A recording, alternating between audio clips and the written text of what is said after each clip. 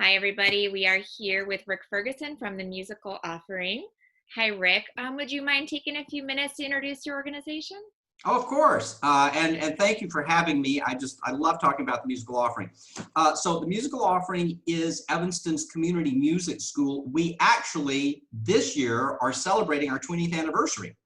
And we are located down in the Main Street shopping district, 2 blocks south of Main, right on Custer.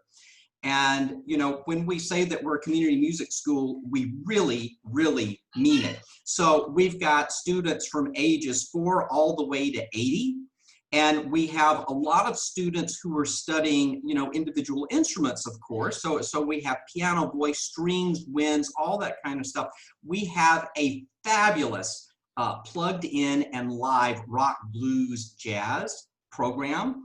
For bands, we've got about 9 or 10 bands running right now. Tim O'Donnell is the teacher that facilitates that, and it's just a wonderful program.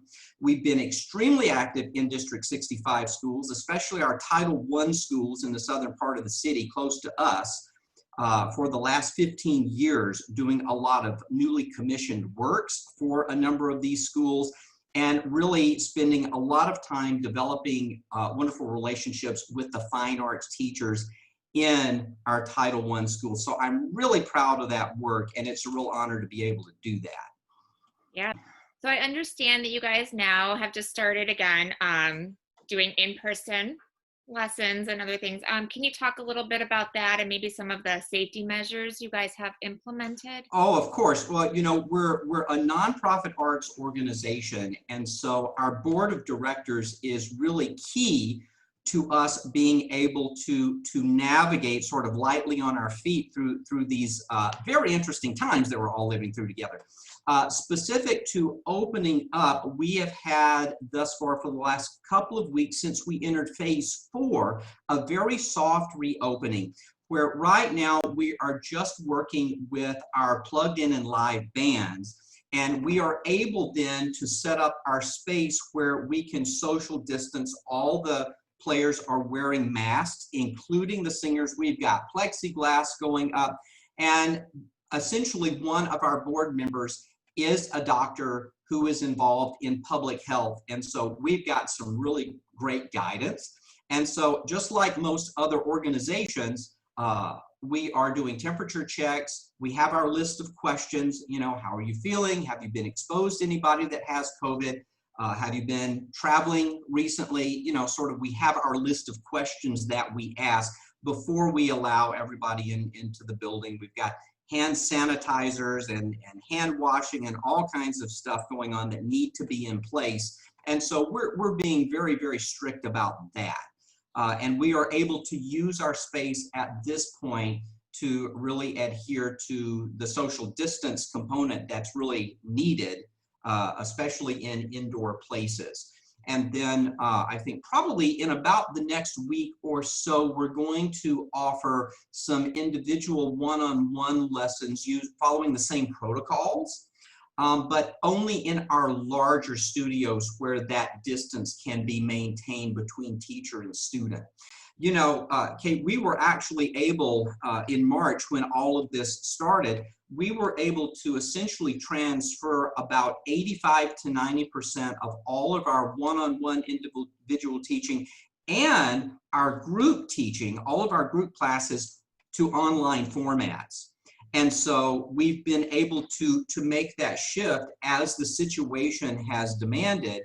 And we're certainly happy that we've been able to serve, our community in that way without too much disruption thus far. And, we're looking forward to being able to do some limited on-site teaching for those students that really need it. That's great. It sounds like you guys have really been able to adapt in a very challenging time. That's sort of the name of the game right now, right? I mean, it really is. That's right. And I know you guys have gotten a lot, been able to accomplish a lot of great work during this time. Can you talk a little bit more about what's been going on through this kind of time period that we're living in right now? Oh, of course. One of our largest student-focused performance events that also happens to be our largest fundraising event is our annual music marathon.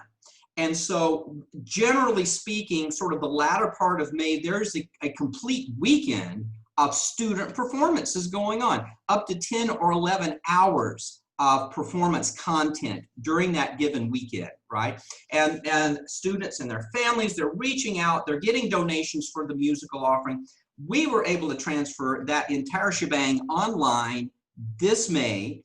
And we have now on the Musical Offerings YouTube channel, which everybody should check out, all of this wonderful content from our music marathon performances. Our teachers were absolutely amazing in organizing all of this. So we have these absolutely adorable student performance videos from that.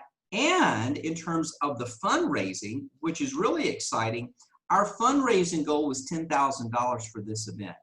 And I was thinking to myself, how in the world are we going to move this online and try to meet our fundraising goal? We ended up fundraising $11,000. And that's just from the community coming together and really deciding that they wanted to support the musical offering in that way. So that's a great example of us having to adapt both in terms of financial support, but more importantly to the needs of our student community and our families. So that's a great example. Yeah, I think it just really shows your guys' resilience and kind of being able to, you know, quickly pivot as needed. So that's a great example. I had one other thing that I wanted. Oh, Rick, can you tell us a little bit about how people can get involved in your organization or support your organization? Oh, of course. You know, the first step is just to go to our website, musicaloffering.org, that has a lot of information, not only about our programs, but also about our history, about our work within the Evanston community and beyond. And then, of course, I mean, you can follow us on our Facebook page. You can follow us on Instagram, on Twitter. We have a fairly robust social media presence. And so that's sort of easy. You know, right now we have our annual Mo Show, which is our student-written musical theater performance that we've been doing every year. This is the 10th iteration of that this coming year. And these high school students are amazing. If you want to become involved with the musical offering, supporting these kids in this production, especially this year as we're dodging all kinds of bullets trying to get all of this together. It's a great opportunity to learn more about the musical offering, but also to make a big difference by supporting these kids. Thank you, Rick. Anything else that you'd like to share? We love partnering. I particularly feel very strongly about partnering, you know, certainly with other Evanston nonprofit arts organizations, but also with other Evanston for-profit businesses. And so I am very open to having those kinds of conversations about different ways that the musical offering can partner with Evanston businesses. And so you would just simply need to contact me directly at rickfergusonmo@gmail.com. Oh, great. Well, thank you so much for taking some time to talk with us. Sure, thank you. It's been a pleasure.